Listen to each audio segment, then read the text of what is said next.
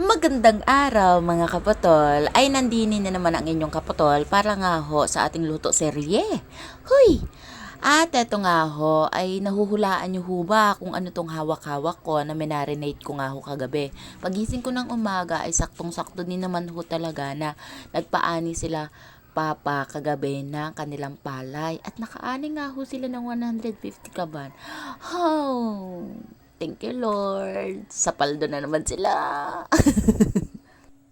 Nung kinagabihan nga po mga kapotol, nung sakto din ho din na nagaani sila papa ng palay noon, tsaka sila Aljon, ay naghuli-huli sila ng tekling nga ho na tinatawag sa amin. Kaya pagkasarap-sarap niyaan, parang ano din siya, chicken. Huy! Nagkukwento nga ho yung asawa ko dito pagdating, ay nagulat nga ho ako, ba't ang dami niyang dala, mga 3 piraso laang yan. Huy, I love you. 1, 2, 3. Hirap na hirap nga daw ho siyang maghuli niyan kagabi. Kaya sabi niya sa akin ay iprito na nga ho namin at marinated para naman may makain kami at maulam. Saktong-sakto din ho talaga mga kapotol kasi nga malapit na siya mag-birthday. Happy birthday to you. Ang reply ko nga ho sa kanya ay di pa birthday na yan sa'yo. Dahil wala naman na tayong manok, pa birthday na yan sa'yo. Inumpisahan ko na nga rin talaga dito magpadapog tapos nga nakikita nyo na nagasunog nga ako ng ganyan ng papel na ilang peraso kasi nga ako mga kaputol ay napakadaming langgam sa aming kalan. Super super dami. Alam mo yung pulang langgam na pagkasakit-sakit naman mga gat. Kakainis na rin. Tapos syempre kailangan natin magpainit ng sobra-sobra ng painit ng bebe oil para nga makapag-umpisahan tayong magprito. Ay itong tikling nga ho pala mga kaputol, kailangan mo tong iprito ng bonggang-bongga, yung parang sunog na sunog, ganun, yung crunchy. Kasi nga ho mga kaputol ay kakaiba ang malaman nito. Pag dimprito to, para siyang may tubig. Gayaan. Aywan ko ba kung bakit. Basta nung sinalang ko na ay ganyan na nga ang texture niya. Medyo maitim-itim, gayon. Tapos ilang minuto pala ay binaligtad ko na rin aming piniprito na fried chickling. Ay, sarap! Mas masarap din siya mga kapotol kapag toasted, yung talagang crunchy siya, yung malutong, ganon. Huwag naman yung super sunog na itim na rin kasing itim na ng kaldero namin. Paano nga naman kami makakapag-diet kung sirang-sira na rin talaga yung pagdadiet ko? Ay araw-araw kahit wala kaming ulam ay sadyang hahong napakasarap kumain. Kapag mga gulay-gulay laang, kung ano-ano yung mga nakikita namin sa paligid ay kakainin namin. Kaya ikaw, huwag ka magpapakita sa akin, ay baka makain kita. Hoy! Dahil nga 3 piraso ito ay kailangan ko nga patuwarin na parang fried chicken din talaga yung akin niluluto. Chokes, ang tawag ko dito ay fried tinikling or chokskling. Chokskling, hindi naman inihaw. Bubiyas ka talagang bata ka. At eto na nga mga kapotol, ay prito na nga ho natin at pinatuwad na nga ho natin yung mga chikling na yan na sinasabi ko nga ho. Kapag nahuli nyo nga ho ito mga kapotol, ay karaniwan din po itong nakikita sa mga taluk-talukan, naninirahan sila sa mga talukan mga kapotol.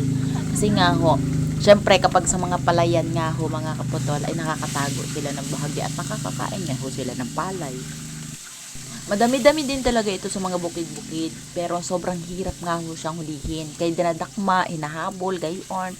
Ay napakagaling nga ako talaga ng mister ko humabol ng tikling. Ay sabi niya nga ho ay parang sarap nga ho kaming siyang i-vlog nung time na kinagabihan kasi nga ho ay kanya-kanyahan sila mga huli ng mga bata ay kanyang dapaan sila. Ay buti na nga ho ay nakatatlo nga ho siya. Ay sana all, I love you. I love you 1, I love you 2, I love you 3, I love you 3, I love you 3. Huy, ang dami na natin sabi. Nung naluto na nga mga kapatol ay nag-start na nga ho kaming kumain. Binili nga ho siya ng Royal. Kaya sabi niya nga ho, yan na lang ang daw ho yung pa-birthday niya sa sarili niya. Kahit ako ang bumili. Dito sa Mindoro mga kapotol ay kahit ganyan laang kasimple yung ating mga hinakain, hinahapagkainan sa ating hapagkainan. Uy, ang daming hapagkainan na naman. Hinahain sa ating hapagkainan ay okay na. For the go na yan, laman tiyan lang yan. Tapos kapag may sausawan na Mang Tomas na may sarsaang flavor, ay sadyang nga ho, napakasarap. Siyempre, sa lapag nga ho kami kumakain ng umagahan, tanghalian, para namang wala kami lamisa. Pero oo, totoo. Hindi kami masyadong kumakain doon sa may lamisa kasi nga ho ay gusto namin habang kumakain nga nanonood ng TV. Siyempre, dagdag gana-gana pa yun mga kapotol. Ay, siya nga ho din talaga na sobrang sarap din talagang kumain at mapaparami din talagang kumain habang nanonood ka ng TV. Eh, nakagawian na nga ho namin mga kapotol. At eto na nga ho, nagumpisa na nga rin ho kaming kumain tatlo at sinelebrate na din talaga namin ng maaga yung kanyang kaarawan.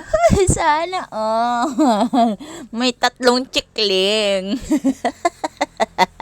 Ay sabi ko nga sa kanya, magdapa-dapa din talaga siya doon sa may palagi sa talukan. At manghuli nga ho siya ng gayaang pagkain. Ay, napakasarap. Lalong-lalo na kapag sinawsaw sa may Mang Tomas.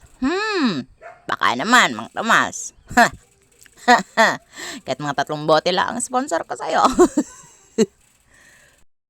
Tapos, sausaw sa may suka, na may toyo, na may kalamansi, na may sili. Afford na yan. Ay, sa sobrang simple lang nga ho ng buhay namin, mga kapotol, ay napakasaya naman ho namin. Hindi namin kailangan ng sobrang daming pera. Kung sobrang dami mong ang pera, ay marami ka rin namang sakit, diga? Ay, pagpasadyos na lang natin, mga kapotol, ang lahat ng bagay-bagay. So, for today's video, hanggang dito na lang ang aking munting vlog. Sana ay nag-enjoy kayo sa panonood. Thank you so much. Kinsan ni?